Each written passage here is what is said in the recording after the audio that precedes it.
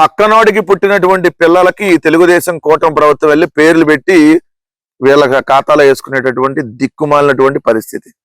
ఈ రోజు ఆంధ్రజ్యోతిలో పెద్ద హెడ్డింగ్ పెట్టి ఎర్ర బస్సు రాదన్నారు, ఎయిర్ బస్సు వచ్చేస్తుంది, వైసీపీ వెక్కిరింతలకు బదులిచ్చినటువంటి భోగాపురం అని చెప్పి బ్యానర్ ఐటమ్ పెట్టారు.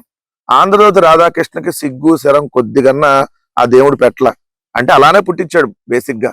కొంతమంది అలానే పుట్టిస్తా ఉంటాడు, ఇక జీవితాంతం వాళ్ళు అంతే. ఆ కోటాలో ఆంధ్రజ్యోతి రాధాకృష్ణ కూడా ఒకడు.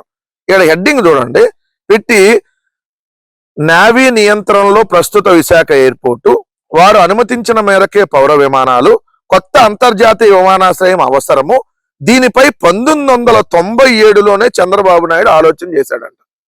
1997లో చంద్రబాబు నాయుడు గారు భోగాపురంలో ఇంటర్నేషనల్ ఎయిర్పోర్ట్ కట్టాలని ఆలోచన చేశాడంట.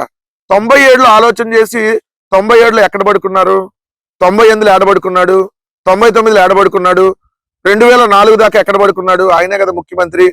మరి 2018 దాకా ఏడబడుకున్నాడు. మరి 2019లో దిగిపోయే ముందు కూడా తెలియలేదు ఆయనకి. కేంద్ర పౌర విమానయాన శాఖ మంత్రిగా అశోక్ గజపతిరాజు గారు ఉండి ఆ పెద్ద ఆయన ఏం పొడిశాడు? మరి ఇవన్నీ అడగాలి కదా. 97లోనే ఆలోచన చేశాడంట చంద్రబాబు నాయుడు గారు భోగాపురంలో ఎయిర్పోర్ట్ కట్టాలని. మీ దుంపల దగ్గర అసలు మీరు ఎట్ట నాకు అర్థం కాలేదు. సెల్ ఫోన్ నేనే కనిపెట్టా, ఈ ప్రపంచంలో మనుషులను నేనే తయారు చేస్తున్నా, హైదరాబాద్ ని ప్రపంచ పటంలో పెట్టా, భోగాపురం ఇంటర్నేషనల్ ఎయిర్పోర్ట్ ని 97లోనే కట్టాలని చంద్రబాబు నాయుడు గారు ఆలోచన చేశాడంట. 97లో ఆలోచన చేసి ఇప్పుడు దాకా కట్టలా. మరి ఎందుకు కట్టలేదు రాయాలి కదా మిస్టర్ ఆంధ్రజ్యోతి రాధాకృష్ణ. అది మీరు రాయరు. రెండో వార్త వచ్చేటప్పటికి ఇక్కడ క్లియర్ గా చూస్తే ఏం రాస్తారు దీనికి సంబంధించి, వైసీపీ అంట క్రెడిట్ కొట్టేయాలని చూస్తుందంట. వైసీపీ క్రెడిట్ కొట్టేయాలని చూస్తుందంట. మీరు అసలు ఎలా వార్తలు రాస్తారు?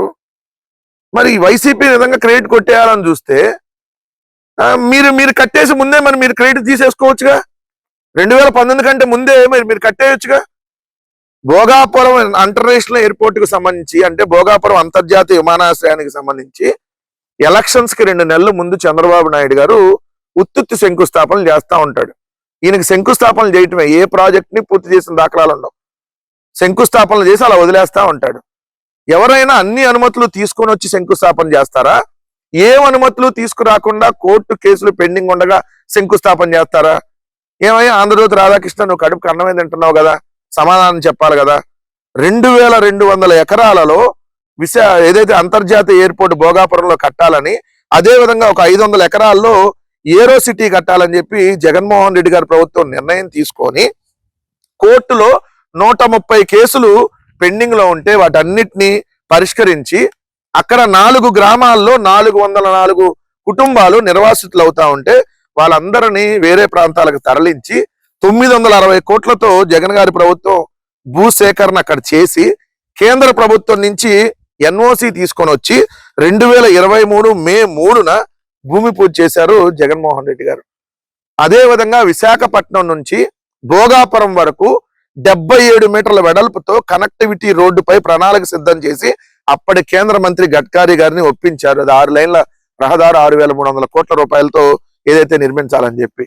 హైకోర్టు, సుప్రీంకోర్టు, నేషనల్ గ్రీన్ ట్రిబ్యునల్లో 130 కేసులు ఏదైతే కోర్టు కేసులు పెండింగ్ ఉంటే వాటన్నిటిని పరిష్కరించి కేంద్రం నుంచి అనుమతులు తీసుకొని వచ్చి అక్కడ ఇల్లు కోల్పోయినటువంటి వాళ్ళకి 2 గేటెడ్ కమ్యూనిటీల్లో 50 ఎకరాల్లో 80 కోట్ల రూపాయలతో ఇల్లు నిర్మించి జగన్మోహన్ రెడ్డి గారి ప్రభుత్వం ఇచ్చింది.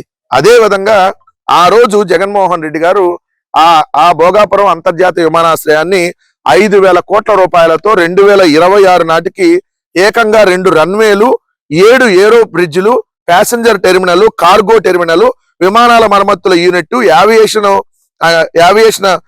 ఎకానమీ, యానిమల్ క్వారంటైన్, ఇలా అనేక సదుపాయాలతో పూర్తి చేయాలని చెప్పి 36 నెలల్లో పూర్తి చేస్తానని చెప్పి జిఎంఆర్ గారు చెప్తే, లేదన్నా 24 నెలల నుంచి 30 నెలల్లో పూర్తి చేయాలి, కొద్దిగా తొందరగా పూర్తి చేద్దామంటే ఎస్ 30 నెలల్లో పూర్తి చేస్తామని చెప్పి ఆ రోజు జిఎంఆర్ గారు చెప్పటం, జగన్మోహన్ రెడ్డి గారు ఉన్నప్పుడే ఎర్త్ వర్క్ పనులు 99.58%, ఎయిర్పోర్ట్ రన్వే పనులు 78.07%, టాక్సీ వే పనులు 55.10%, పీటీబీ పనులు 46.11%, ఏటీసీ వర్క్ 53.09%, ఇతరత్ర భవనాలు 34.16%, మొత్తంగా కీలక నిర్మాణాలని 56% జగన్ గారు ఉన్నప్పుడే పూర్తయితే ఈ రోజు మీరు క్రెడిట్ కొట్టేస్తా సిగ్గు లేకుండా మళ్ళీ వార్త రాస్తారా? ప్రతిదాన్ని క్రెడిట్ కొట్టేయటమేగా మీరు.